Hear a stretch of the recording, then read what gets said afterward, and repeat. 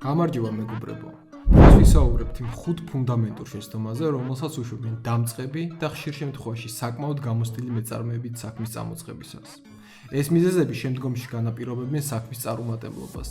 ამიტომ იმისათვის, რომ თავიდან ავირიდოთ ან მაქსიმალურად შევამციროთ ამ შეცდომების დაშვების რისკი, მოდი განვიხილოთ თითოეული მათგანი ცალ-ცალკე.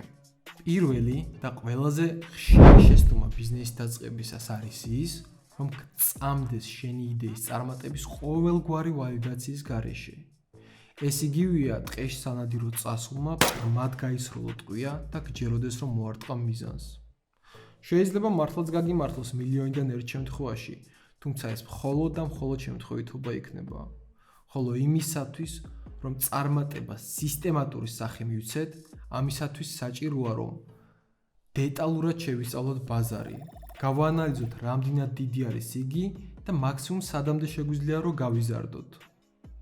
არსებობს თუ არა მოთხოვნა ჩვენს პროდუქტსა თუ სერვისზე, რა პრობლემას უგვარებს იგი ჩვენ სამიზნე აუდიტორიას და როგორ აგვარებენ დღესდღეობით ამ პრობლემებს ჩვენი პოტენციური მომხმარებლები. ასევე უნდა შევისწავლოთ ჩვენი პირდაპირი და არაპირდაპირი კონკურენტები. გავითვალისწინოთ ტრენდები, სოციალური, კულტურული და ეკონომიკური თავისებურებები, რომლებიც მოსემულ ბაზარს გააჩნია. უნდა შევიმუშაოთ ბაზარზე შესვლის ეგრეთ წოდებული go-to-market სტრატეგია და ასე შემდეგ. პროდუქტის შეშვებისას დიდი მნიშვნელობა აქვს სწორი დროის შერჩევასაც. რადგან ჩვენი იდეა შეიძლება ყველაზე ინოვაციური იყოს, ყველაზე ტექნოლოგიური იყოს, თუმცა ჩვენი სამიზნე აუდიტორია არ იყოს მზად ასეთი პროდუქტისა თუ სერვისისთვის.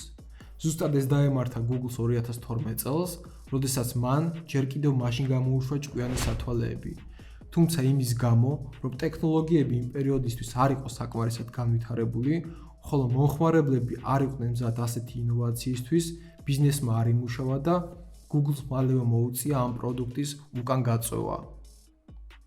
ხოლო დღესდღეობით Meta და Apple-ის თავაზობენ მსგავს პროდუქტს საკუთარ მომხმარებლებს და საკმაოდ დიდი პოპულარობით სარგებლობენ.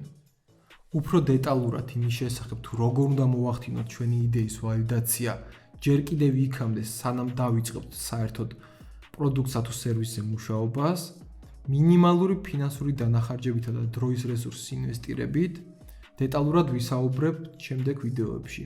ამისათვის გამოიწერეთ ჩემი არხი, რათა არ გამოტოვოთ სიახლეები. მეორე და ასევე საკმაოდ პოპულარული შეცდომა ბიზნესის დაწყებისას არის ის, რომ დამფუძნებელს არ აქვს მკაცრად განსაზღვრული მიზნები და ამ მიზნების მიღწევის გეგმა. თუ შენ საწყისივე ეტაპზე ცდილობ რომ მაქსიმალურად მოედო ყველაფერს, რაც შენს ბიზნეს საქმიანობა შეიძლება შეეხებოდეს, დიდი ალბათობით შეზღუდული რესურსის პირობებში ამას ვერ მოახერხებ, რაც საბოლოო ჯამში აისახება შენი პროდუქტისა თუ სერვისის ხარისხზე. შესაბამისად უმჯობესია რომ საწყის ეტაპზე მაქსიმალურად ვიწრო მიმართულება აერჩიო, მაქსიმალურად დაკონცენტრირდე მასზე და აკეთო იგი ყველაზე კარგად. ხოლო როდესაც უკვე გამოგითავისუფლდება შესაბამისი რესურსი და დაგიგროვდება გამოცდილება, ნელ-ნელა გააფართოვო შენი ბიზნეს საქმიანობა. მაგალითისთვის თუ ხსნი კაფეს ან რესტორანს, იმის მაგივრად რომ საწყისივე ეტაპზე ყველა ქვეყნის სამზარეულო შესთავაზო შენს მომხმარებელს და ვერაფრით ვერ აღაფრთოვანო, უმჯობესია აერჩიო კონკრეტული ნიშა, მაქსიმალურად მოარგო შენი ბიზნეს პროცესები ამ ნიშას, ხოლო როდესაც უკვე მოიხვეჭ სახელს, დაგიგროვდება გამოცდილება და გამოგითავისუფლდება შესაბამისი რესურსი, ნელ-ნელა გააფართოვო შენი მენიუ და შესაბამისად შენი ბიზნეს საქმიანობა. მესამე შეცდომა ბიზნესის დაწყებისას არის ის, რომ დამფუძნებელს არ შეუძლია საქმის დელეგირება. ან გამიზნულად არ აკეთებს ამას, რადგან გონია, რომ მის საქმეს მასზე დიდი გულით ვერავინ ვერ მიუდგება. სინამდვილეში კი შენ არ გაგაჩნია არც შესაბამისი დრო და არც შესაბამისი რესურსი, რომ აკეთო ყველაფერი შენით.